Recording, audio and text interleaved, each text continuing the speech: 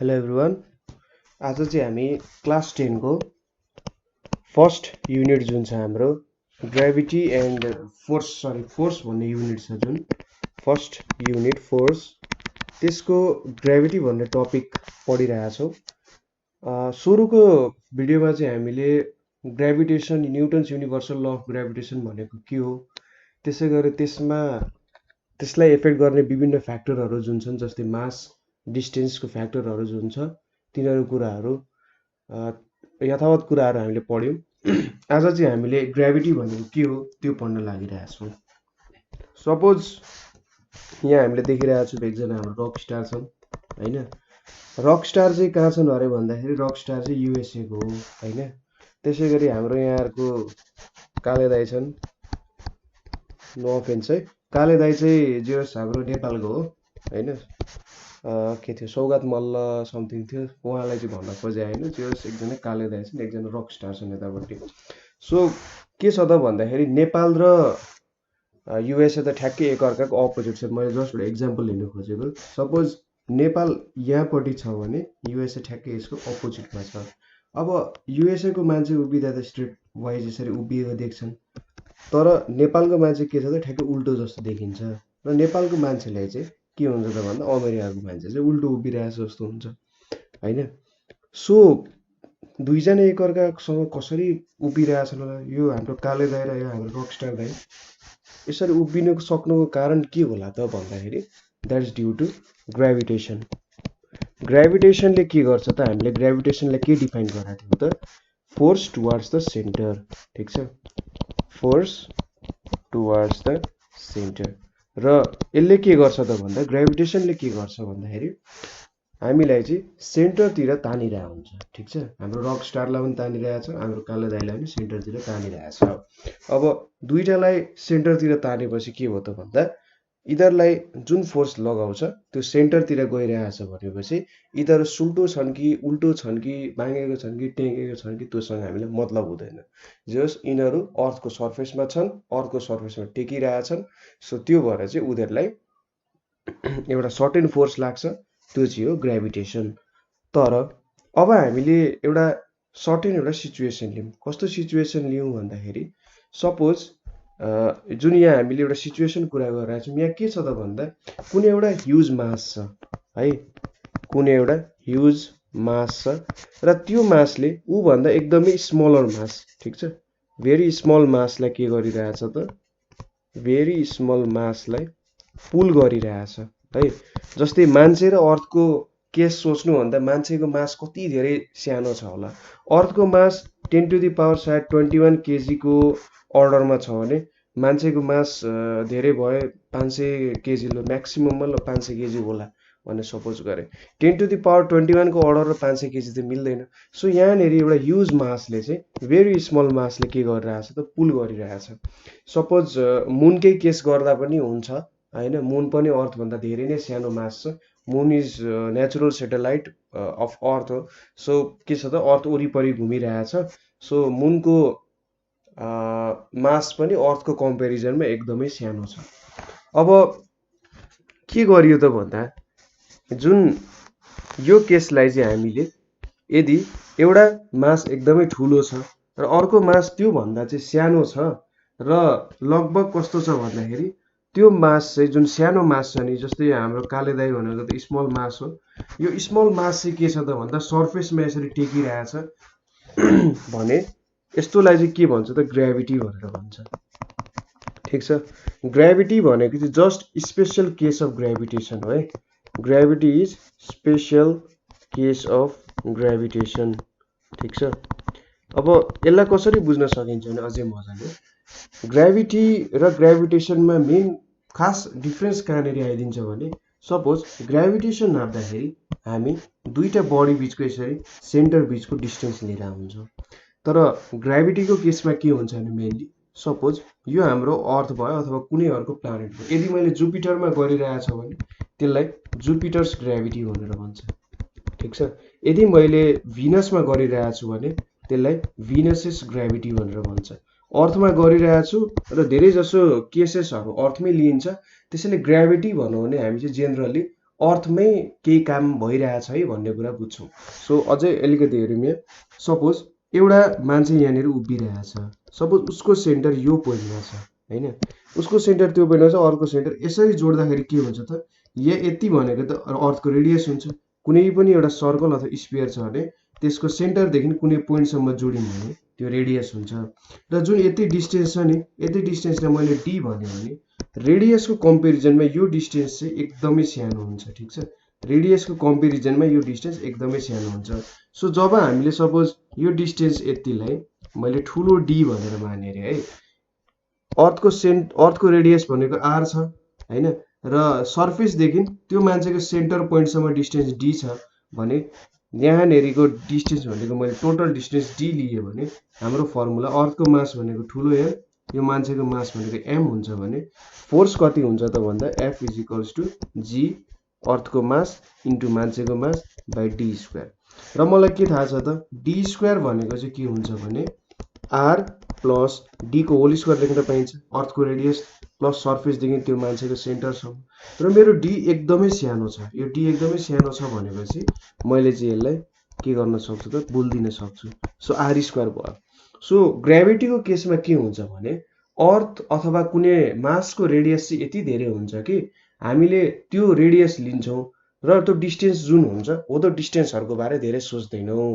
ठिक छ, धेरै जसो के हुन्छ त भन्दा त्यो डिस्टेन्सहरू कम्पेरेबल हुँदैनन्, धेरै कम्पेरेबल हुँदैनन्।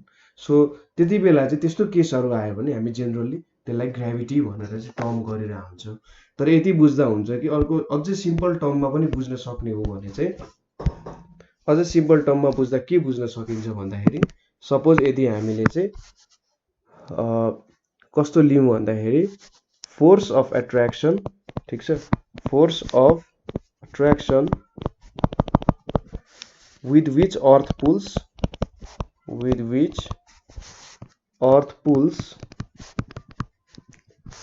a body towards its center, a body pulls a body towards its center। अब कुनै बडीलाई अर्थले आफ्नो सेन्टरतिर तान्छ भने हैन, यसलाई चाहिँ के भन्छ त, it's called centre, it's centre is called gravity भनेर भन्छ। ठिक छ, यसलाई चाहिँ ग्राभिटी भनेर भन्छ। अर्को टर्ममा ग्राभिटीलाई चाहिँ वेट भनेर पनि टर्म गरिन्छ है। ग्राभिटी भनेको वेट हो, कसरी वेट हो भन्ने कुरा हामी एकैछिनमा हामीले बुझिहाल्छौँ। सो अब न्युटन्स युनिभर्सल ल अफ ग्राभिटेसन अनुसार हामीले कसरी ग्राभिटी क्याल्कुलेसन गर्न सक्छौँ होला भन्दा, सपोज यहाँ मैले अर्थ लिएँ अरे है, त्यसपछि अर्को एउटा सानो अब्जेक्ट बनाऊ, सो यो सानो अब्जेक्ट चाहिँ यसरी यहाँ बसेको छ अरे है, अलिकति यतापट्टि राखेँ मैले। सो एउटा सानो अब्जेक्ट यहाँनिर छ। अब सपोज यसको सेन्टर भनेको चाहिँ यहाँ मैले ओ भनेर माने अरे, र यो सानो अब्जेक्टको सेन्टर भनेको चाहिँ अघि मैले एउटा इक्जाम्पल दिएँ नि तपाईँलाई, यहाँनिर हामीले के गरेका थियौँ भन्दाखेरि मेरो डिस्टेन्स यो जुन सपोज मैले यो कलरले गरेँ, यहाँबाट मैले डिस्टेन्स गरेँ भने यति मेरो रेडियसको भ्यालु हुन्छ यहाँसम्म, र यो जुन माथिको डिस्टेन्स छ त्यो मैले लिइराख्नु पर्दैन किनभने त्यो डिस्टेन्स एकदमै सानो छ। सो यहाँनिर चाहिँ R is equals to D भनेर लिन्छ, अर्थको रेडियस चाहिँ डिस्टेन्स टोटल डिस्टेन्सै भनेर लिइन्छ।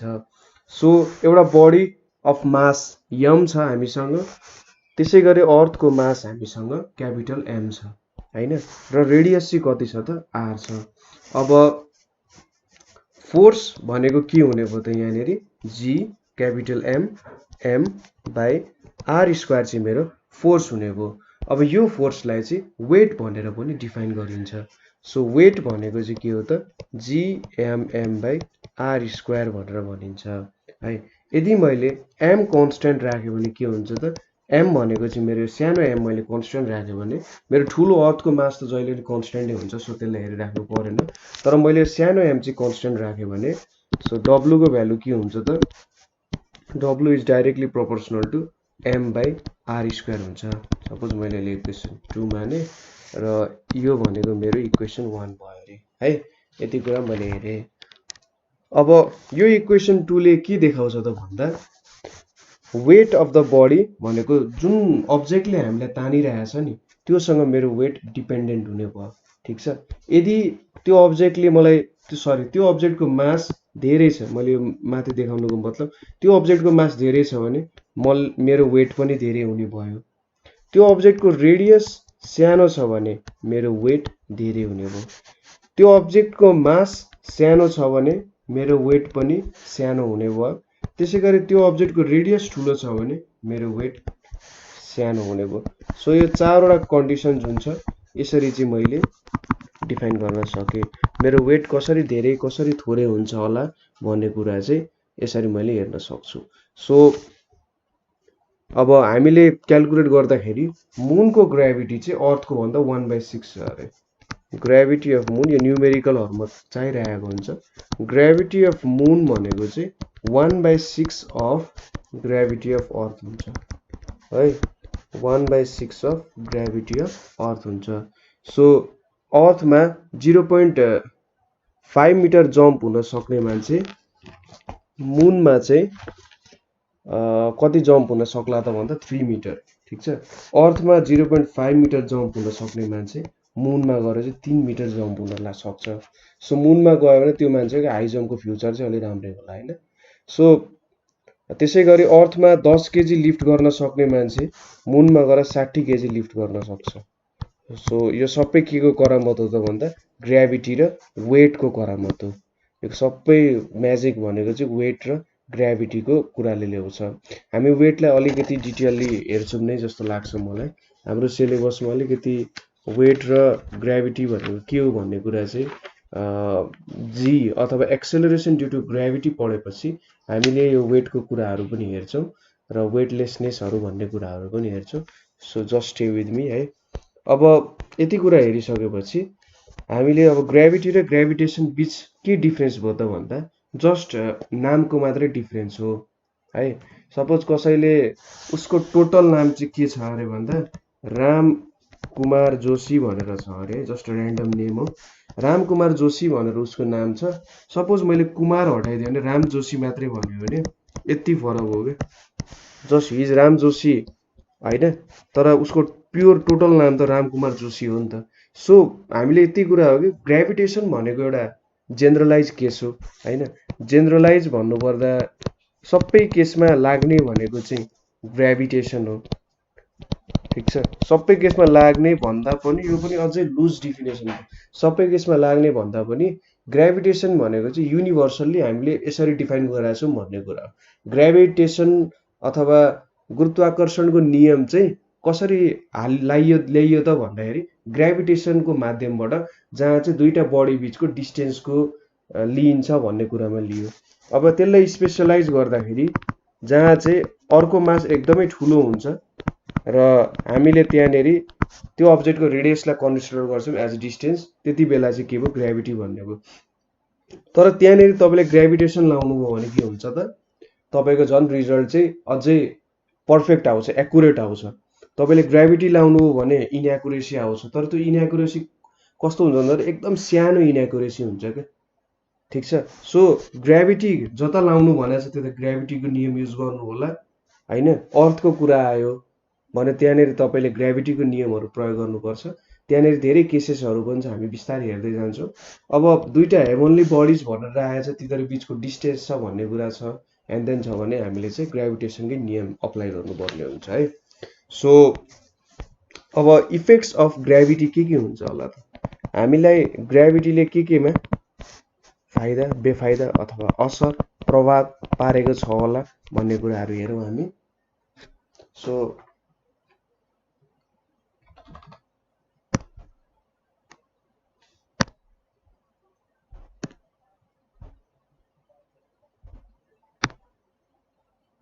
ल कहाँ गयो?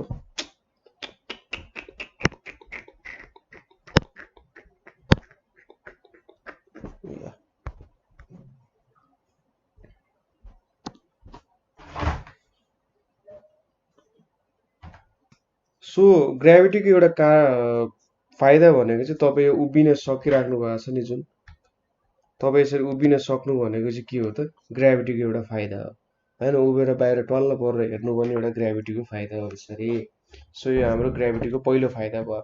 त्यसै गरी तपाईँ वाकिङ गर्न सक्नु होइन, हिँड्न सक्नु भनेको पनि के हो त, ग्राभिटीको फाइदा हो। यसरी टाइड्सहरू आउनु मुन र अर्थको जुन ग्राभिटी हुन्छ त्यो कारण के हुन्छ, अर्थमा भएको सी छ नि जुन सीमा चाहिँ के आउँछ त, छालहरू आइपुग्छ। किनभने मुनले के गर्छ भने समुद्रलाई आफूतिर तान्ने गर्छ। मुन यदि कुनै बेला सन अर्थको नजिक आउँछ होइन, कुनै बेला अर्थको नजिक आउँछ, कुनै बेला अर्थभन्दा टाढा हुन्छ। सो यो दुईटा कन्डिसनहरू हेरेर के हुन्छ, अर्थको नजिक हुँदा यसले त सीलाई झन् धेरै तान्ने हो नि त, डिस्टेन्स कम भयो भनेपछि धेरै तान्ने हो। तर टाढा हुँदा के हुन्छ त, थोरै तान्छ। सो मुन नजिकै हुँदा अथवा जब हामी फुल मुनहरू देख्छौँ नि, फुल मुनहरू देखेको बेला चाहिँ के हुन्छ भने यो जुन समुद्रमा छाल आउने कामहरू हुन्छ नि त्यो चाहिँ एकदमै हेभी एमाउन्टमा पर्छ। तर न्यू मुनहरू हुन्छ, के भन्छ औँसीको रात भन्छ होला होइन, औँसीको रातको बेला चाहिँ के हुन्छ त भन्दा टाइडहरू एकदम लो हुन्छ, किनभने त्यो बेला मुन अलिकति टाढा हुन्छ भन्ने कुराहरू हो। सो टाइड्सहरू आउनेदेखि लिएर कुनै बडी माथि फाल्यो भने तलतिर झर्ने होइन, त्यसै गरी एटमोस्फियर हुनुको कारण, बिल्डिङ्सहरू समेत बनाउनुको कारण, यदि ग्राभिटी थिएन भने त बिल्डिङ त माथि उठ्थ्यो। सपोज मैले समुद्रमै बिल्डिङ बनाइदिएँ यहाँनिर, यहाँ बिल्डिङ थियो भने यदि ग्राभिटी नभएको के हुन्छ त, ग्राभिटीले बिल्डिङलाई तलतिर तानिरहेछ है। झ्याल पनि बनाइदिउँ न, यस्तो जेपाते बिल्डिङ त हुँदैन। सो अलिक ड्रइङ नराम्रो छ। सो बिल्डिङ के हुन्थ्यो त, ग्राभिटीले उसलाई तल तानिरहेछ। तर ग्राभिटी नभएको के हुन्थ्यो त, त्यो बिल्डिङ माथितिर उठ्थ्यो होइन। सो ग्राभिटीले के गरिरहेछ, सबै कुरालाई जमिनतिर तानिरहेछ होइन। सो त्यो एउटा मेन फाइदा भयो ग्राभिटीको। मेन फाइदा पनि भयो, जस आफ्नो बेफाइदा पनि हुन्छ। तर जे होस् अहिले ग्राभिटीको फाइदाकै कुरा गरौँ होइन, न्युटन बाजरी चलन फेरि। सो के चाहिँ हुँदैन भन्दाखेरि यो मैले देखाएको जस्तो first physics law of cartoon, gravity will not work till you look down, यो केस चाहिँ कहिले पनि हुँदैन है। फेरि फिजिक्समा चाहिँ जति बेला अब कार्टुनहरूमा देखाइरहेको हुन्छ कुदिरहेको हुन्छ पुरै, अब जति बेलासम्म तल हेर्दैन तबसम्म झर्दैन। ग्राभिटी यस्तो लेजी छैन, ग्राभिटी इज नेभर लेजी है। ग्राभिटी जहिले पनि एक्टिभै हुन्छ। तपाईँ सुत्नुहोस्, तपाईँ उठ्नुहोस्, तपाईँ जे गर्नुहोस्, ग्राभिटीले तपाईँलाई जहिले तल तान्न कहिले पनि छोड्दैन। ग्राभिटी भनेको एउटा यस्तो पर्पेचुअल कुरा हो कि होइन, जहिले एक्जिस्ट गर्ने कुरा हो। जबसम्म मास छ तबसम्म ग्राभिटी छ, उसले जहिले तानिराख्छ। सो यो के छ, first physics law of cartoons भनेको छ नि, this is totally wrong. It works on cartoon होइन, कार्टुनहरूमा काम गर्ला यसले, तर रियल लाइफमा चाहिँ यसले काम गरिरहेको हुँदैन। सो यो कुराहरू चाहिँ हाम्रो के भयो त, ग्राभिटीले कसरी काम गर्छ भन्ने कुराहरू हामीले यहाँ हेऱ्यौँ। मेन कुरा के रहेछ त भन्दाखेरि अर्थले चाहिँ के गर्ने रहेछ त, तान्ने रहेछ होइन। जसरी एउटा हेभनली बडीले अर्को हेभनली बडीले तान्छ, त्यसै गरी के हुन्छ त, अर्थले पनि तान्छ। यहाँनिर के भयो त भन्दा एक तरिकाले तपाईँले के भन्न सक्नुहुन्छ भने अर्थको सनको ग्राभिटीको इन्फ्लुएन्समा अर्थ छ भनेर पनि तपाईँले त्यसरी पनि एक्सप्लेनेसन चाहिँ गर्न सक्नुहुन्छ। No one can stop you from doing that, but त्यो टर्म युज गर्दाखेरि अलि हेजी हुन्छ। हेजी भनेको कस्तो भन्दाखेरि अलिक कुरा कता कता नमिले जस्तो हुन्छ क्या। सो तपाईँले चाहिँ त्यो केसमा ग्राभिटेसन युज गर्नु पर्यो, किनभने डिस्टेन्स ह्युज छ नि त दुइटाको बिच। किनभने लाइट आउने 8 मिनट 10 सेकेन्ड कि 20 सेकेन्ड कति लाग्छ होइन। सो डिस्टेन्स भनेको लगभग 8 करोड किलोमिटर छ होला है। 8 करोड किलोमिटर डिस्टेन्स भनेको नट अ जोक। सो त्यति बेला चाहिँ हामीले तिनीहरू बिचको सेन्टर बिचको डिस्टेन्स चाहिँ लिन्छौँ। So we can use the case of gravity होइन, ग्राभिटी हो भनेर लिन सक्छौँ। तर ग्राभिटेसन युज गर्दा चाहिँ तपाईँ अब अलिकति प्रोफेसनल साउन्ड गर्नुहुन्छ भन्ने कुरा मात्रै हो। सो त्यसमा अरू धेरै केही पनि कुरा छैन है। सो हामीले चाहिँ यहाँ के हेऱ्यौँ त, इफेक्ट्स अफ ग्राभिटीहरूको बारे पनि हेऱ्यौँ। सो यहाँनिर म तपाईँहरूलाई इफेक्ट्स अफ ग्राभिटी के कुराहरू ल्याइदिन्छु। जस्तै मैले अघि नै भनिसकेको कुराहरू, पहिलो कुरा के भयो त, we can stand, walk and do other activities due to gravity. ठिक छ, डु अदर एक्टिभिटिज के को कारण त, ग्राभिटीको कारण। त्यसै गरी अर्को भनेको कन्स्ट्रक्सन अफ बिल्डिङ्स, बिल्डिङ्सहरूलाई उड्न नदिनको लागि पनि के हुन्छ त, ग्राभिटीले काम गरिरहेको हुन्छ है। Construction of buildings and bridges, यो कुराहरूमा ग्राभिटीले काम गरिरहेको हुन्छ। त्यसै गरी फर द एटमोस्फियर हैन, फर द एटमोस्फियर एराउन्ड अर्थ। जस्तै हाम्रो जुन हावा छ, हाम्रो हावा मुनमा एटमोस्फियर किन छैन त भन्दा मुनको ग्रेभिटी एकदमै सानो छ हैन। र मुनको ग्रेभिटीले के गर्छ त भन्दाखेरि त्यो एटमोस्फियरमा जुन पार्टिकलहरू हुन्छ नि हाम्रो नाइट्रोजन अक्सिजनहरू हो यस्तो कुराहरूलाई चाहिँ के गर्छ त होल्ड गर्न सक्दैन। तर अर्थको ग्रेभिटी चाहिँ यति छ कि जे होस् उसले चाहिँ यो एटमोस्फियरमा भएको, एटमोस्फियर भनेको त नाइट्रोजन अक्सिजन एक्स्ट्रा एलिमेन्ट्सहरूले बनेको हो नि त हैन। सो यो कुराहरूलाई चाहिँ के गर्न सक्छ त अर्थको ग्रेभिटीले होल्ड गर्न सक्छ। तर मुनको ग्रेभिटी चाहिँ कम छ, त्यही भएर यिनीहरू कुराहरू चाहिँ मुनको ग्रेभिटीमा बस्न सक्दैनन्। सो यति बुझ्नुहोस्, तपाईँले सास फेर्नु पनि ग्रेभिटीकै कारण छ। सास एकचोटि सास फेर्नको लागि ग्रेभिटीलाई धन्यवाद दिए पनि केही फरक चाहिँ पर्दैन है। र अर्को भनेको चाहिँ के हो, टाइड्सहरू। मैले अघि तपाईँलाई भनिहालेँ, टाइड्सहरू अकर गर्न पनि, छालहरू समुद्री छालहरू अकर गर्न पनि के छ त ग्रेभिटीको इफेक्ट छ। तपाईँहरूले यो कुरालाई अलिकति ब्रोडली लेख्नु होला। जस्तै construction of buildings and bridges are possible due to gravity लेख्ने। For the atmosphere in the earth we need gravity because without gravity we cannot hold the atmosphere. In that same case moon does not have any gravity because moon does not have any atmosphere because moon's gravity is very weak भनेर तपाईहरुले लेख्न सक्नुहुन्छ। त्यसैगरी यो tides छ नि, tides occur due to the gravity of the moon on ocean water भनेर लेख्ने। if the moon is nearer gravitational force is more and tides rise higher. Similarly if moon is farther from earth then tides are lower. So tides would not के भन्छ अब त्यसलाई rise very up भनेर लेख्दा पनि हुन्छ तपाईले। So यति कुरा हेरिसकेपछि हामीले अर्को टपिक हेर्ने भनेको चाहिँ acceleration due to gravity. Acceleration due to gravity. अब एक्सेलरेसन ड्यु टु ग्रेभिटी बुझ्नको लागि सुरुमा हामीले के बुझ्नु पर्ने हुन्छ भन्दा एक्सेलरेसन भनेको के हो भनेर बुझ्नु पर्ने हुन्छ। सबसे सिम्पल टर्ममा rate of change of velocity भनेको चाहिँ के हो त, rate of change of velocity भनेको चाहिँ एक्सेलरेसन हो। ठीक छ, हामीलाई त्यो थाहा छ। अब यहाँनेरि फेरि हामीले भेलोसिटी भनेको के हो बुझ्नु पर्छ। भेलोसिटी भनेको के हो त भन्दा rate of change of displacement. Rate of change of displacement भनेर चाहिँ हामीले केलाई भन्छौँ त भेलोसिटीलाई भन्न सक्छौँ। सपोज यसको एउटा सानो एक्जाम्पल म देखाउँछु तपाईलाई, त्यसपछि एउटा सानो पिक्चर देखाउँछु, त्यो पिक्चर देखाए चाहिँ बुझ्नुहुन्छ। सपोज 1 मिटर यसरी मैले डिभाइड गरेँ अरे है, मैले यसरी डिभाइड गरेँ। सो मैले यहाँ एउटा रनर राखेको छु हैन, उसेन बोल्ट नै राखेको छु भनौँ न, के छ त प्रब्लम। सो उसेन बोल्टले चाहिँ के गर्ने रहेछ त भन्दाखेरि प्रत्येक 1 सेकेन्डमा 1 मिटर कभर गर्ने रहेछ। ठीक छ, 1 सेकेन्डमा के गर्ने रहेछ त 1 मिटर कभर गर्ने रहेछ, अथवा 2 मिटर कभर गर्ला अथवा 3 मिटर कभर गर्ला। सो यसको मतलब यहाँ मैले के बुझाउन खोजेको भन्दा यदि he covers equal distance, equal displacement भन्नु पर्यो यहाँ, equal displacement in equal time. ठीक छ, सो मैले यहाँ के बुझाउन खोजे त उसले चाहिँ 1 सेकेन्डमा कि त 1 मिटर मात्रै कभर गर्छ, और 1 सेकेन्डमा 2.5 मिटर्स कभर गरोस्, अथवा 1 सेकेन्डमा 3 मिटर कभर गरोस् है। जति पनि मिटर उसले कभर गर्न पायो, तर के हुन्छ त प्रत्येक सेकेन्ड उसले त्यति नै डिस्टेन्स मात्रै कभर गर्दै जानुपर्छ, चेन्ज भइराख्नु भएन।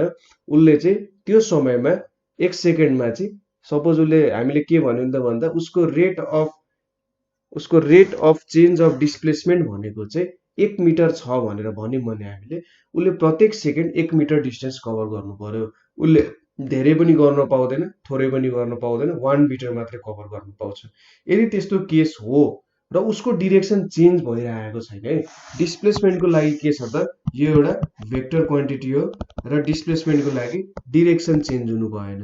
हामी कम्प्लिकेसन गर्दैनौं यो कुरालाई, हामी जस्ट यति बुझौं कि यदि ऊ एउटै डिरेक्सनमा हैन इक्वल डिस्प्लेसमेन्ट गरिरहेको छ भने त्यसलाई के भन्न मिल्यो त भेलोसिटी भन्न मिल्यो है।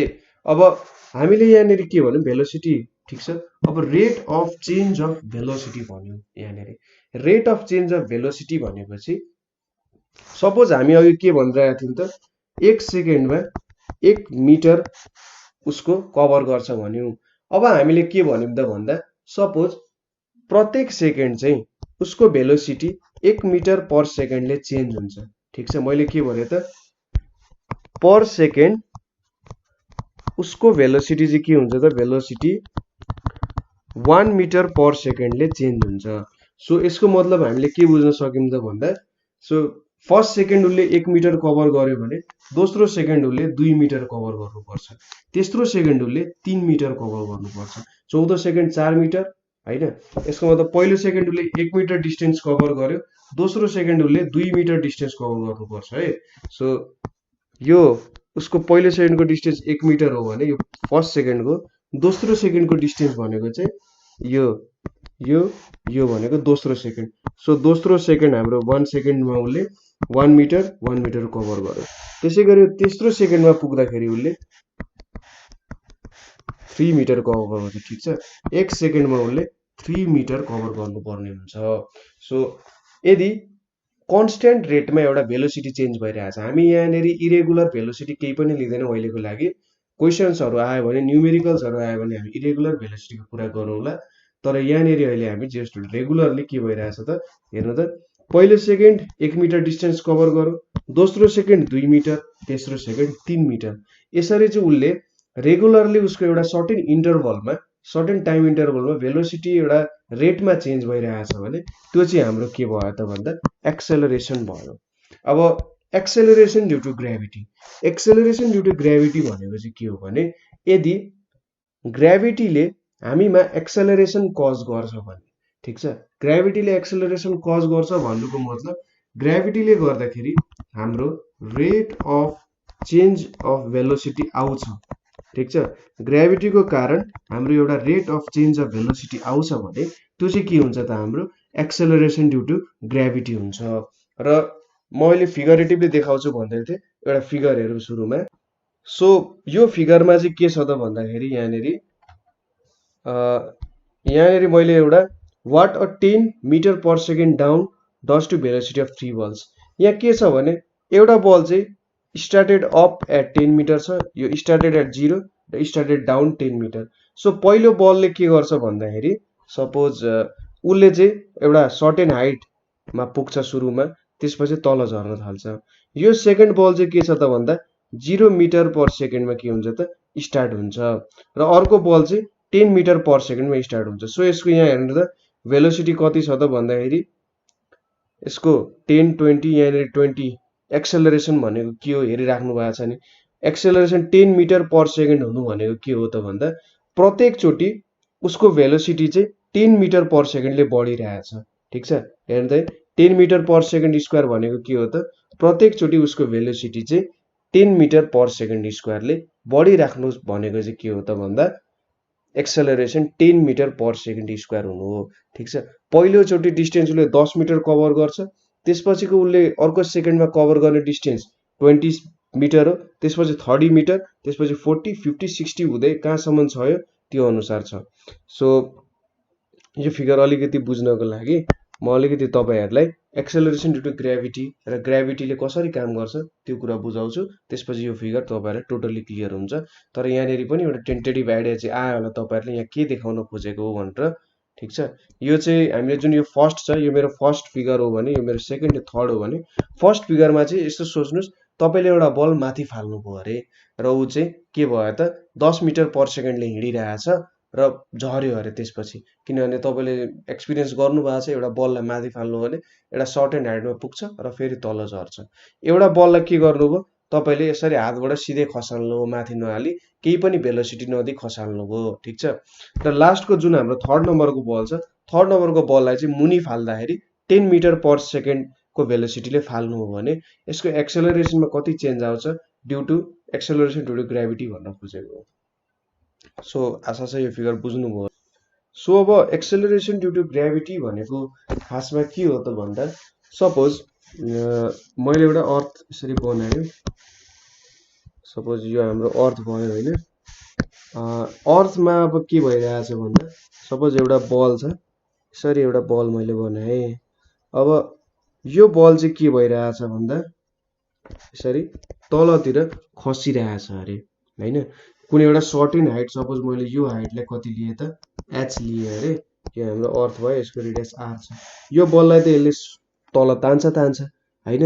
सो यो बलले पनि अर्थको ग्रेभिटी त फिल गरिरहेछ नि, किनभने हामीले के भन्न सक्छौँ त यिनीहरू बीचको डिस्टेन्स भनेको के छ, सपोज यो r भयो भने r + h यिनीहरूको डिस्टेन्स छ भनेपछि अर्थ र यो बल बीच एउटा ग्रेभिटेसनल फोर्स छ र यो बलले एउटा सर्टेन ग्रेभिटेसनल फोर्स फिल गरिरहेछ हैन। अब के हुन्छ भने जति यो बल तल झर्दै जान्छ हैन, त्यति के हुन्छ त ग्रेभिटी इन्क्रिज हुँदै जान्छ। सो के हुन्छ त त्यो ग्रेभिटी इन्क्रिज हुन्छ भन्दा पनि while falling its velocity goes on increasing so that it possesses uniform acceleration। के हुन्छ त भन्दा यसको चाहिँ बिस्तारै एउटा भेलोसिटी बढिरहेको हुन्छ, velocity increases in a constant rate। ठीक छ, यहाँनिर धेरै कुराहरूलाई राखेर हेरेको छ। के भन्दा त जस्तै यहाँनिर एयर छैन भन्छौँ हामी, ठीक छ, यहाँनिर एयर छैन, अरु धेरै कुराहरू छैन भनेर हामी के भन्छौँ त velocity increases in a constant rate. So यहाँनिर के हुन्छ भन्दाखेरि बल झर्दाखेरि भेलोसिटी एउटा कन्स्टेन्ट रेटमा इन्क्रिज हुन्छ। सो एउटा यहाँनिर के छ त युनिफर्म एक्सेलरेसन छ भन्न सकिन्छ। ठीक छ, भेलोसिटी एउटा कन्स्टेन्ट रेटमा इन्क्रिज भएको छ भने चाहिँ यहाँ एउटा युनिफर्म एक्सेलरेसन छ भन्ने खोजेको हो। सो जब एउटा बल चाहिँ तल झरिरहेछ के हुन्छ भने त्यो बलको भेलोसिटी बिस्तारै इन्क्रिज भइरहेछ भने चाहिँ यो एउटा युनिफर्म एक्सेलरेसनमा तल झरिरहेछ। सो कुनै पनि बल अथवा बडी फल गर्दाखेरि हैन, अर्थको ग्रेभिटीमा फल गर्दाखेरि, कुनै सर्टेन हाइटबाट फल गर्दाखेरि के हुने रहेछ भन्दाखेरि उसको एउटा कन्स्टेन्ट रेटमा भेलोसिटी इन्क्रिज भइरहेछ र एउटा युनिफर्म एक्सेलरेसन छ, जुन चाहिँ केले गर्छ त भन्दाखेरि यो चाहिँ अर्थको ग्रेभिटीको कारण आएको हैन। यो कसको कारण आयो त भन्दा अर्थको ग्रेभिटीको कारण आएको हैन, अरु त केही पनि छैन। यहाँ त कसैले केही इन्स्ट्रुमेन्ट लिएर भनेर त केही गरेको छैन, फुकेको छैन, झारफुक गरेको छैन। सो यो कुरा केले दियो होला त अर्थको ग्रेभिटीले दियो। सो यसलाई चाहिँ के भनेर भन्न सकियो त भन्दा एक्सेलरेसन ड्यू टु ग्रेभिटी। ठीक छ, एक्सेलरेसन ड्यू टु ग्रेभिटी भनेपछि के भयो त भन्दा जुन एक्सेलरेसन चाहिँ अर्थको ग्रेभिटीको कारण आएको छ त्यसलाई के भन्न सकियो त एक्सेलरेसन ड्यू टु ग्रेभिटी भन्न खोजे हो। सो यसलाई डिफाइन गर्दाखेरि के भनिन्छ त भन्दा acceleration produced in a freely falling body, in a freely falling body due to force of gravity of earth, due to force of gravity of earth। अब एउटा यति कुरा त मैले भनिसकेको थिएँ, acceleration produced in a freely falling body due to force of gravity of earth भनेको चाहिँ के हो त एक्सेलरेसन ड्यू टु ग्रेभिटी हो। अब एउटा केस के सम्झिन सक्नुहुन्छ भने सपोज यहाँ फेरि मैले एउटा नराम्रो अर्थ बनाएँ, यो चिटिक्क परेको छ। सपोज एउटा बल चाहिँ के भइरहेछ त यसरी मैले माथि फालेर सर्टेन भेलोसिटीले है, जस्ट एक्स्ट्रा नलेजको लागि हो। एउटा बल माथि फाल्यो भने के हुन्छ त भन्दा अर्थको ग्रेभिटीले त त्यसलाई तल तान्न खोजिरहेको हुन्छ नि हैन, किनभने अर्थको ग्रेभिटीले के हुन्छ त जहिले आफ्नो सेन्टरतिर तान्न खोज्छ। सो के हुन्छ त बिस्तारै यो बलको के हुन्छ माथि जाँदा जाँदै यसको इनर्जी के हुन्छ डिक्रिज हुँदै जान्छ है। त्यसपछि के हुन्छ एउटा सर्टेन पोइन्टमा त्यो बल स्टिल हुन्छ। ठीक छ, त्यो बलले आफ्नो इनर्जी लुज गर्छ, इनर्जी लुज गरिसकेपछि सर्टेन इन्स्ट्यान्टको लागि ऊ के हुन्छ त्यहाँ स्टिल हुन्छ र फेरि तल झर्छ। ठीक छ, यो चाहिँ हाम्रो ग्रेभिटीको एउटा नियम हो है। माथि जान्छ केही सर्टेन पोइन्टसम्म जहाँसम्म उसको इनर्जीले दिन्छ, त्यसपछि इन्स्ट्यान्टको लागि त्यहाँ स्टप हुन्छ र फेरि फल डाउन टु अर्थ हुन्छ। सो यहाँबाट के बुझिन्छ नि अर्थको ग्रेभिटीले उसलाई आफ्नो तलतिर तानिरहेको हुन्छ भन्ने कुरा हो। अब मेजरमेन्ट गर्दाखेरि चाहिँ हामी पनि मेजरमेन्ट गर्न सक्छौँ यो कुराको। एक्सेलरेसन ड्यू टु ग्रेभिटी कतिको एक्सेलरेसन ड्यू टु ग्रेभिटीको एउटा एभरेज भ्यालु चाहिँ कति भेटियो अरे भन्दा 9.8 metre per second square. So यसले भन्न खोजेको चाहिँ बडीले कभर गर्ने डिस्टेन्स अथवा बडीको rate of change of velocity भनेको चाहिँ 9.8 मिटर पर सेकेन्ड रहेछ। सो एकचोटिमा के गर्ने रहेछ, एक सेकेन्ड पहिलो सेकेन्ड 9.8 मिटर कभर गर्छ, दोस्रो सेकेन्ड भनेको अब दोस्रो सेकेन्डमा उसले कति कभर गर्छ त भन्दा 9.8 प्लस 9.8, तेस्रो सेकेन्डमा उसले 9.8 प्लस 9.8 प्लस 9.8 कभर गर्छ। बुझ्नुभयो होला नि यसको कन्सेप्ट। मैले यो भन्न खोजेँ होइन कि उसले यो सेकेन्ड प्लस यो सेकेन्ड जोडे होइन, यो दोस्रो सेकेन्ड भनेको दोस्रो सेकेन्डको जुन एक सेकेन्ड हुन्छ नि त्यो एक सेकेन्डमा चाहिँ उसले ठ्याक्कै यसको डबल कभर गर्छ क्या। र तेस्रो सेकेन्डको सेकेन्डमा चाहिँ उसले थर्ड सेकेन्ड भन्नु पर्ने, थर्ड सेकेन्ड, सेकेन्ड सेकेन्ड र फर्स्ट सेकेन्डमा चाहिँ उसले फर्स्ट सेकेन्ड 9.8, सेकेन्डमा उसले 9.8 प्लस 9.8 र थर्ड सेकेन्डमा उसले 9.8 प्लस 9.8 प्लस 9.8 डिस्टेन्स चाहिँ उसले कभर गर्छ। सो यहाँबाट हामीले अर्को कुरा के पनि बुझ्नुपर्छ भने यदि मैले कुनै बडीलाई माथि फालेँ भने उसको भेलोसिटी चाहिँ पनि यही रेटले डिक्रिज हुन्छ। Velocity decreases by 9.8 metre per second. ठिक छ, भेलोसिटी पनि कसरी डिक्रिज हुन्छ त भन्दा 9.8 मिटर पर सेकेन्डले चाहिँ उसको भेलोसिटी डिक्रिज हुन जान्छ है। यो कुरा चाहिँ हामीले बुझ्न सकिन्छ होला, के भयो होला कस्तो भयो होला भन्ने कुराहरू यहाँनिर। सो माथि फाल्दा पनि के हुन्छ त भन्दा बलको भेलोसिटी चाहिँ डिक्रिज हुन्छ। अब अर्को एउटा इन्ट्रेस्टिङ टपिक छ ग्रेभिटीमा, के छ त भन्दा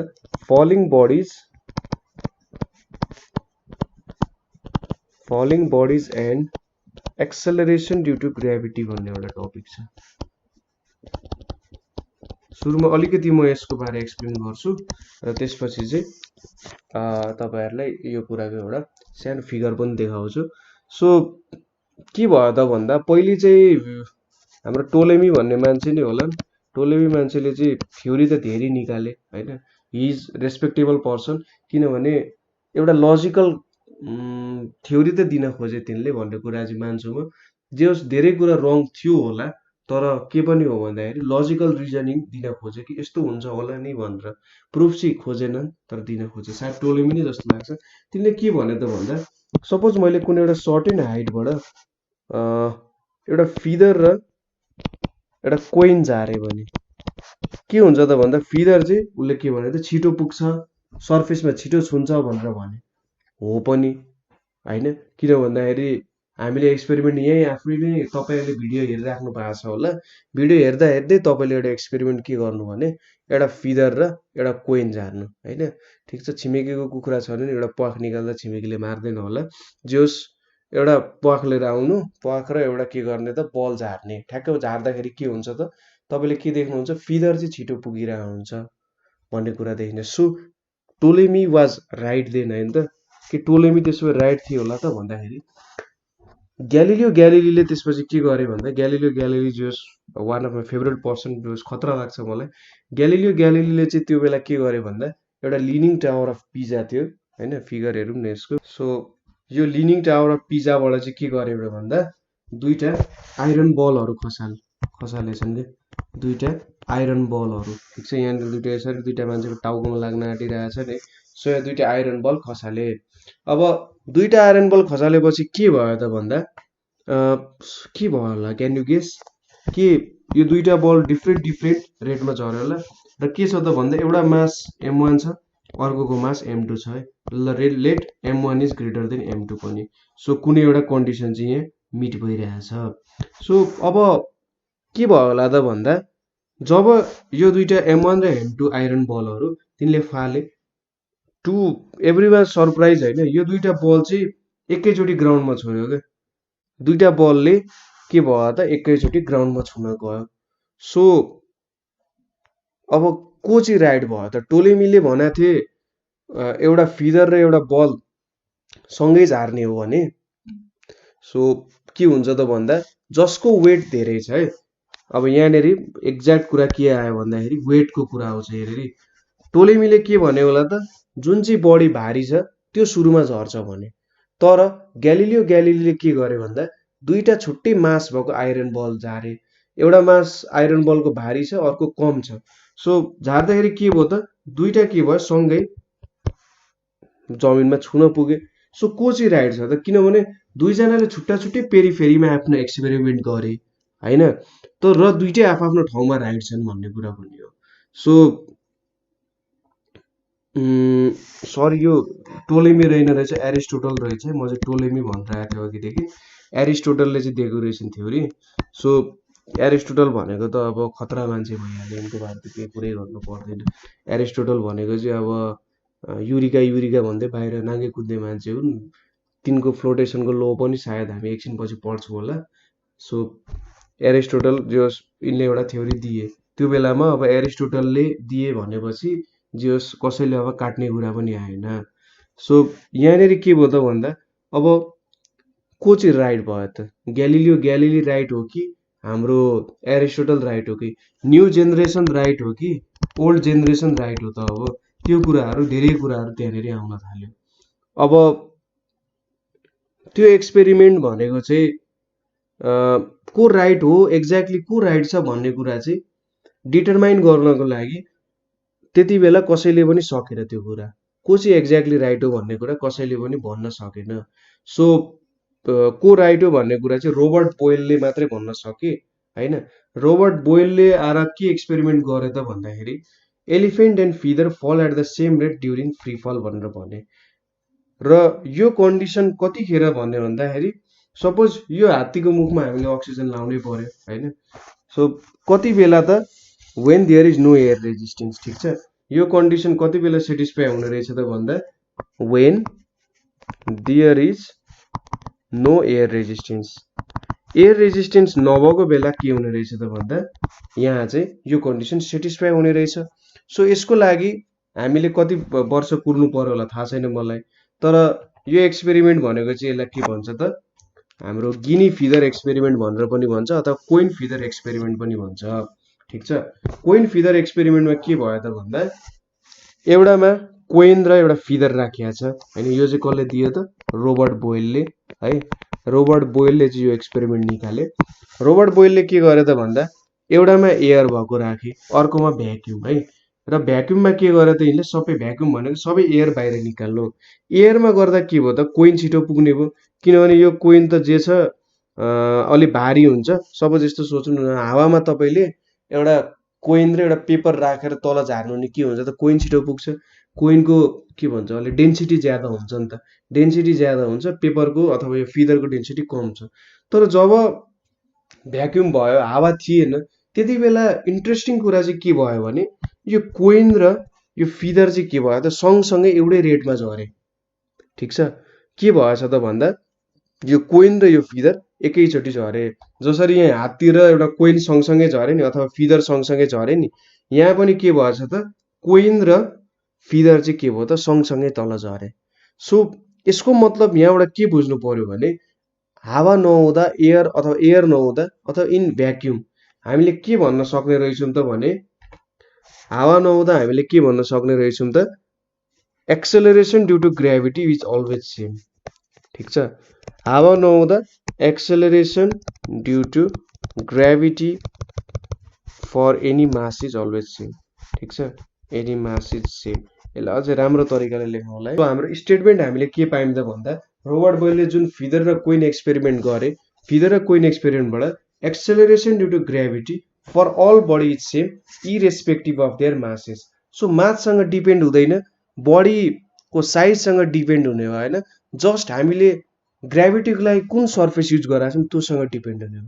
र एउटा सर्फेसमा हामीले दुई प्रकारको जस्तो खालको बडी फाल्यौँ भने पनि के हुने रहेछ त तिनीहरूको एक्सेलरेसन ड्यु टु ग्राभिटी जहिले पनि सेम हुने रहेछ। मास जति होस् जे होस् मतलब भएन, तिनीहरू चाहिँ एउटै रेटमा फल डाउन हुने रहेछन्। सो यहाँबाट के बुझिन्छ भने कुनै एउटा फिदर र एउटा कोइनलाई चाहिँ हामीले सँगै झार्यौँ भने किन ऊ चाहिँ सँगै झर्छ भन्ने कुराहरू यहाँबाट बुझ्न सकियो, ठिक छ। एपोलो 12 जुन छ एपोलो 11 त सुरुमा नील आर्मस्ट्रङहरूको भयो। एपोलो 12बाट मुनमा जाने चाहिँ मान्छेहरूले के एक्सपेरिमेन्ट गरेछन् भन्दा फिदर एन्ड कोइन एक्सपेरिमेन्ट गरेछन् क्या, ठिक छ। फिदर एन्ड कोइन एक्सपेरिमेन्ट गर्दा के भयो त भन्दा त्यो दुईटा कुराहरू चाहिँ सँगै झरेछन् है। सो सँगै झर्नुको मतलब के भयो त मुनमा त हाम्रो एयर रेजिस्टेन्स त छैन। सो सँगै झर्नुको मतलब यो कुरालाई चाहिँ के भयो त स्ट्रेन्थ मिल्यो, प्रुभ भयो। सो दुईटाहरू के हुने रहेछ नि त एकै रेटमा इन्क्रिज हुने रहेछन् भन्ने कुरा चाहिँ स्ट्रेन्थन भयो है। अब हामीले यो कुराहरू चाहिँ हेऱ्यौँ यहाँनिर। अब रिलेसन, अब सानो एउटा रिलेसनहरू पनि डिफाइन गर्नुपर्ने हुन्छ। जस्तै relation of acceleration due to gravity, acceleration due to gravity with Earth's radius,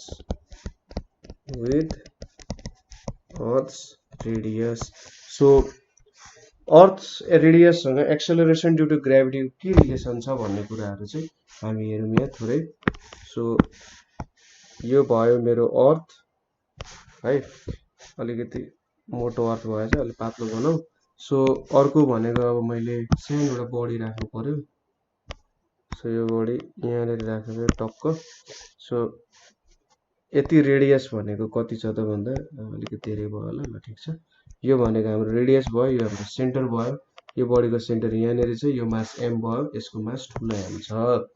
so अब यहाँनिर के भयो भन्दा यति डिस्टेन्स हामीले किन लिनौँ भने यो डिस्टेन्स र रेडियस जोड्दाखेरि त्यसले खासै असर पार्दैन है।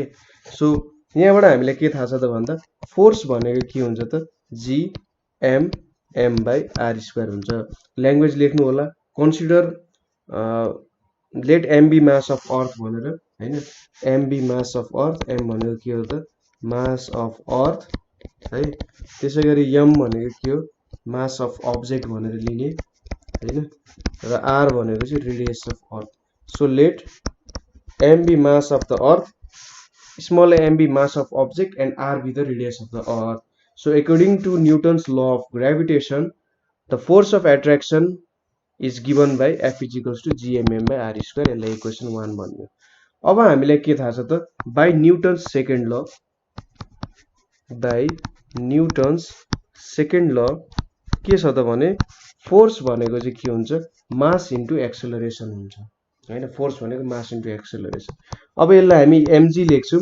एक्सेलरेसनको स्पेसलाइज के छ जी भनेको चाहिँ हाम्रो के हो त एक्सेलरेसन ड्यू टु ग्रेभिटी मान्यौँ हामीले।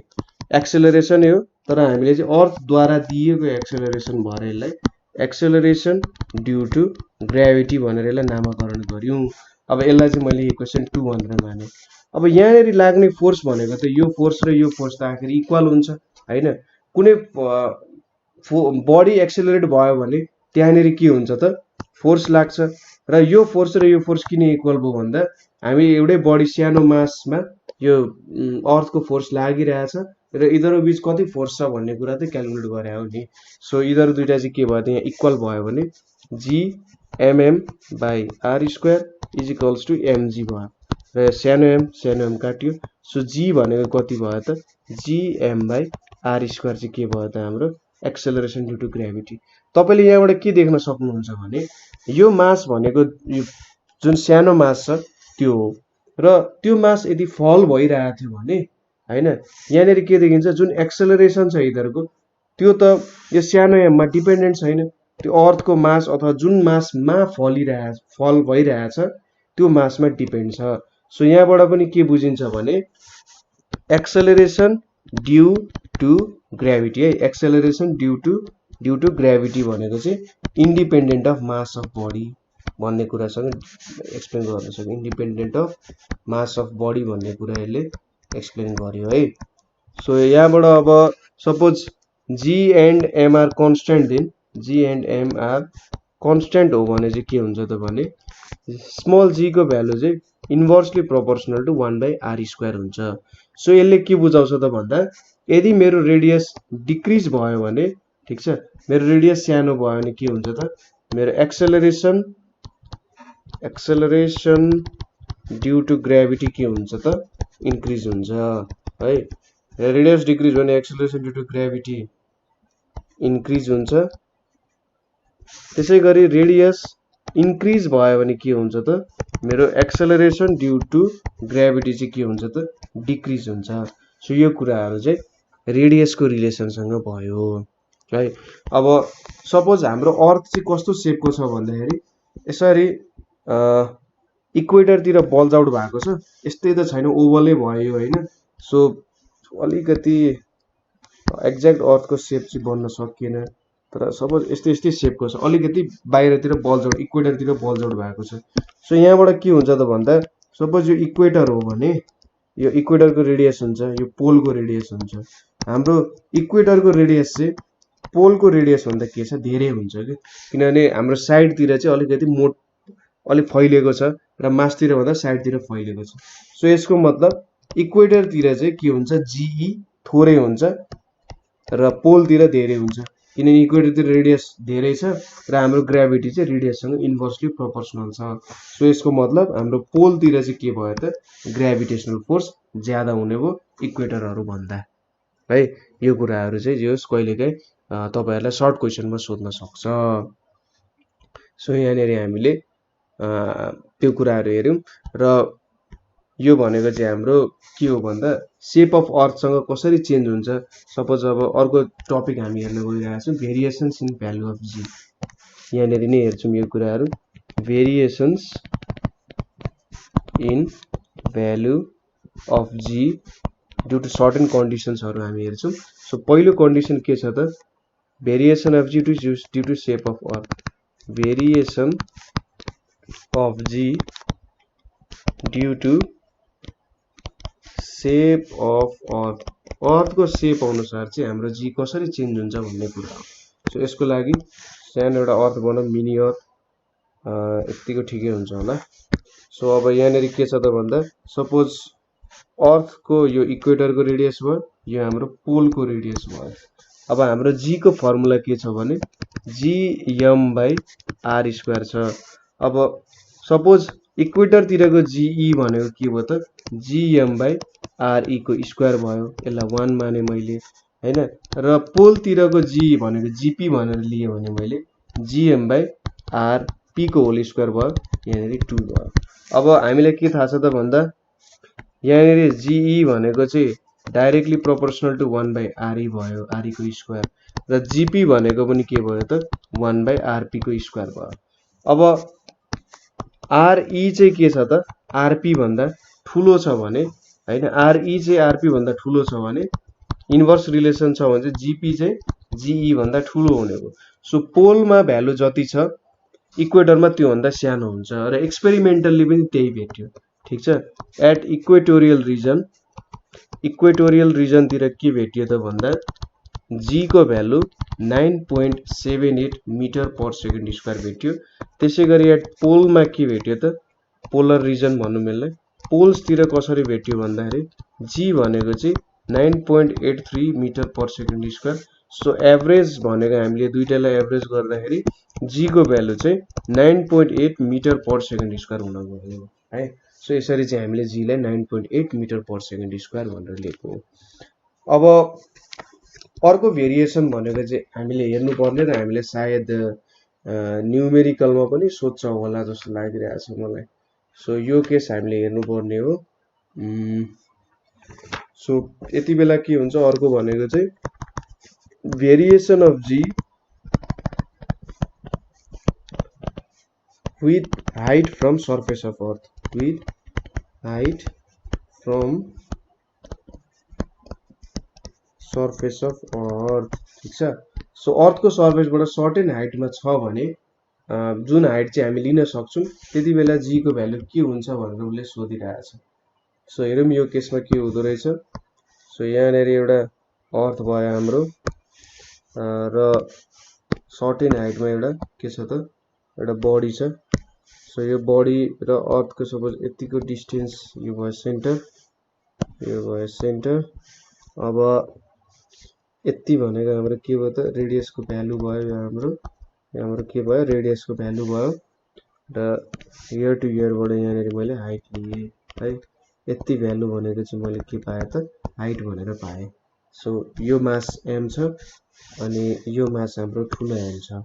सो यसको ल्याङ्ग्वेज भने के भयो त, let m be mass of body है, m भनेको m be mass of earth, r be radius of earth हैन र h भनेको चाहिँ के हो h भनेको चाहिँ distance h is distance from surface of earth to कहाँसम्म त भन्दा सेन्टर अफ मास m भयो। सो अब हामीले यहाँनिर के हो भन्ने लिन सकिन्छ भन्दा यो कुरालाई त डिस्टेन्स भनेर लिन सकिन्छ यदि टोटल हाम्रो के भयो त डिस्टेन्स भयो। So from Newton's gravitation's law from Newton's law of gravitation यहाँनिर के भयो त F is equals to G capital M by D square भयो र यहाँनिर GMM बाई डी स्क्वायर भनेको त मैले R प्लस H को होल स्क्वायर लेख्न सक्छु हैन R प्लस H को होल स्क्वायर लेखेँ मैले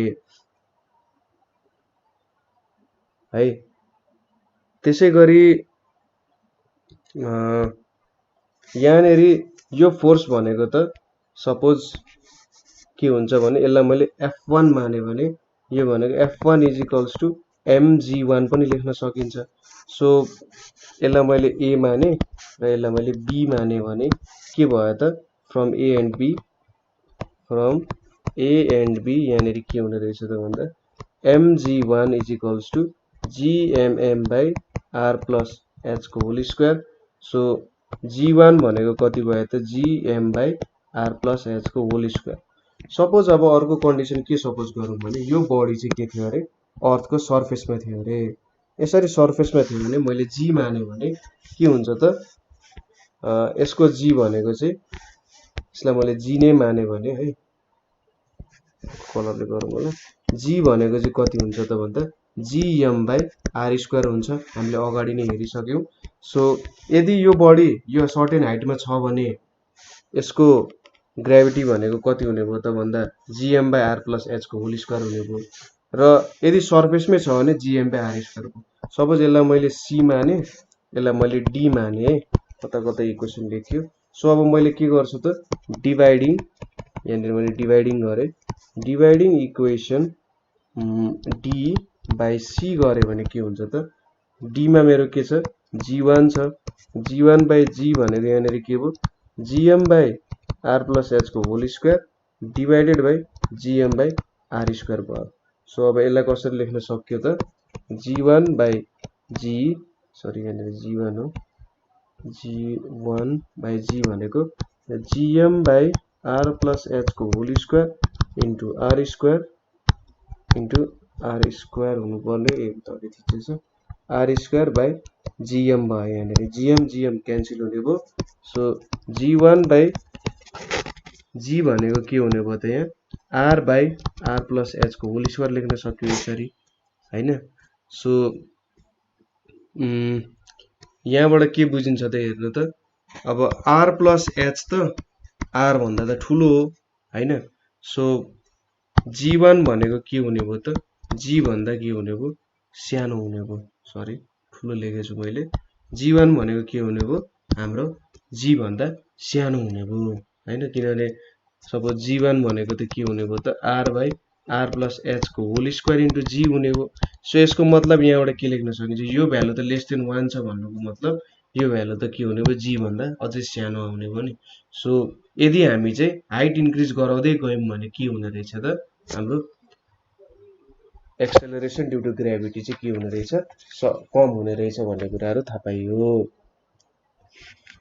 सो अब अर्को कुरा यहाँनिर हेर्ने भनेको के छ त भन्दा value of g due to value of g with लेख्नु पर्यो with depth from earth surface ठीक छ भ्यालु अफ g अब डेप्थ अनुसार अथवा हामी अर्थको भित्र गयौं भने चाहिँ हाम्रो ग्राभिटेसी अथवा एक्सेलरेसन ड्यू टु ग्राभिटीमा कस्तो चेन्ज आउला भन्ने कुराहरु हो। सो यसको लागि पनि दुईटा मिठो सर्कल बनाऊ है सुरुमा चाहिँ सर्कल बनाएर चाहिँ धेरै कुराहरु अलि ठुलो बनाऊ होला। सो यो एउटा सर्कल भयो हैन त्यसै गरी अब अर्को कलरले अर्को सर्कल बनाउँ। अहिले यो भित्र अट्ने खालको सर्कल, यसलाई नि एक्सपान्ड गर्दै जाँदा सजिलो होला। जस यो केसहरू चाहिँ तपाईहरुले 11 12 को केसहरू मैले पढ्नुपर्ने हुन्छ हैन।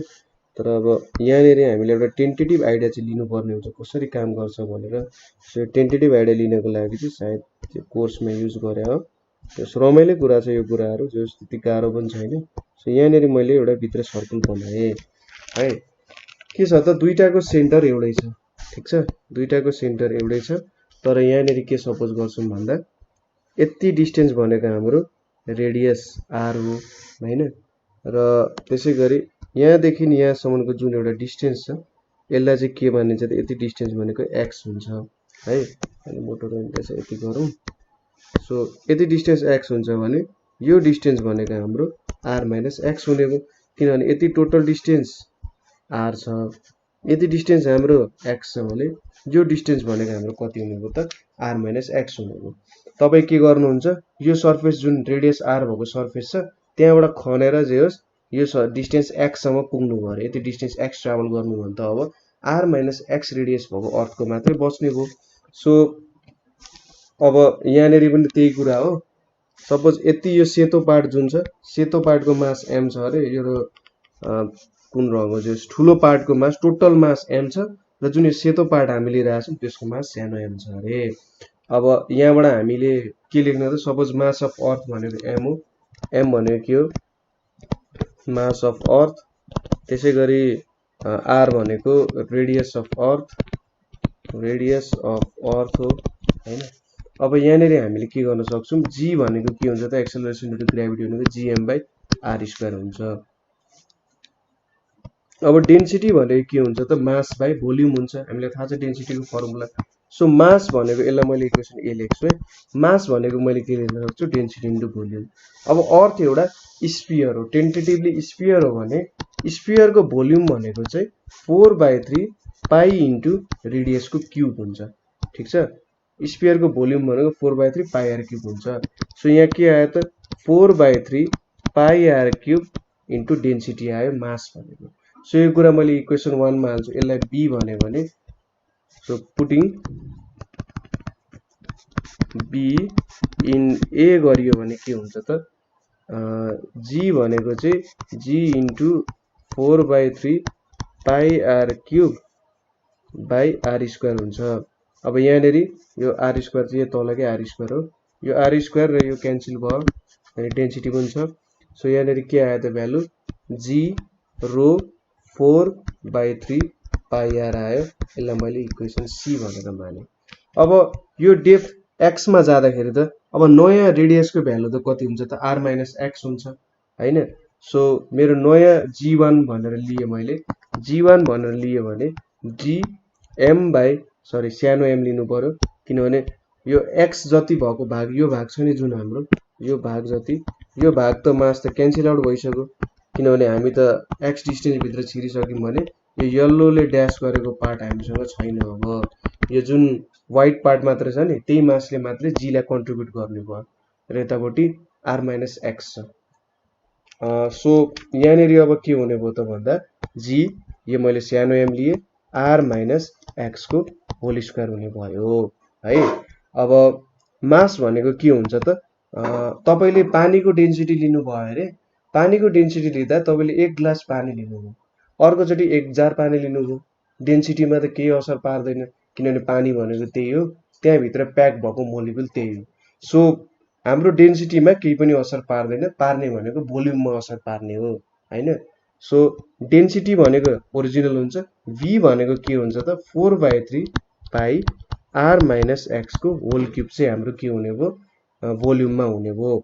सो त्यहाँनेरि रेडियस घट्यो, रेडियस घटेपछि के भयो त भोल्युममा चेन्ज आउने भयो हैन। मासमा पनि चेन्ज आउने भयो तर डेन्सिटी के हुने भयो त कन्स्टेन्ट आउने भयो। सो यहाँनेरि मैले g1 को भ्यालु के लेख्न सक्छु भने g density into 4/3 pi r minus x को होल cube by r minus x को होल स्क्वायर हुने भयो। सो अब यो पार्ट क्यान्सल हुने भयो र यहाँनेरि के आयो त g rho 4/3 pi r minus x आयो र यसलाई मैले इक्वेसन d भनेर माने। अब इक्वेसन सी र इक्वेसन डी लाई डिभाइड गरौँ। सो यहाँनिर के आउँछ dividing equation D by C गरियो भने g1 बाई g भनेको चाहिँ के आउँछ भने g into density into 4/3 pi r minus x आउने भयो र यतापट्टि g into density into 4/3 pi r। अब रमाइलो हुने भयो, एकैचोटि यसरी स्वाट काट्दा हुन्छ। सो हाम्रो भ्यालु कति आइपुग्यो त भन्दा g1 बाई g भनेको कति आयो r minus x by r आउने भयो हैन। सो मेरो g1 भनेको कति आउने भयो त भन्दा r minus x by r into g आउने भयो। अब r minus x by r त जहिले पनि लेस देन 1 हुन्छ, किनभने यहाँ x ले हामी सबट्र्याक्ट गरेर आएछौँ, यहाँ r छ भने लेस देन 1 भयो भनेपछि g1 भनेको पनि के हुने भयो त लेस देन g हुने भयो। सो यदि हामी अर्थको भित्र गयौँ भने पनि के हुने रहेछ त मेरो ग्रेभिटी मेरो acceleration due to gravity decrease हुने रहेछ। यदि x is equals to r भयो भने के हुन्छ त g1 भनेको चाहिँ के हुन्छ r minus r by r into g हुन्छ। सो यसको मतलब g1 भनेको 0 हुने रहेछ। सो यदि म अर्थको सेन्टरमै पुगे भने के हुने रहेछ त्यो बेलामा मेरो एक्सेलरेसन ड्यू टु ग्रेभिटी चाहिँ 0 हुने रहेछ। ठीक छ। सो यहाँनिर हामीले भ्यालु अफ g अब अर्थ भित्र जाँदा के हुन्छ भनेर हेर्यौं, त्यसैगरी अर्थको सर्फेस भन्दा माथि गयौं भने के हुन्छ भनेर हेर्यौं र एक्सेलरेसन ड्यू टु ग्रेभिटीहरुको केसको बारे डिस्कस गर्यौं। अब तपाईलाई कतै प्रब्लम भयो अथवा तपाईले कतै बुझ्नु भएन अथवा धेरै बुझ्न मन छ, अझै बुझ्न मन लाग्यो के रहेछ त्यो भित्री कुरा भनेर छ भने हामीलाई कमेन्ट गर्नु होला। सो आजको लागि यति नै। Thank you for watching.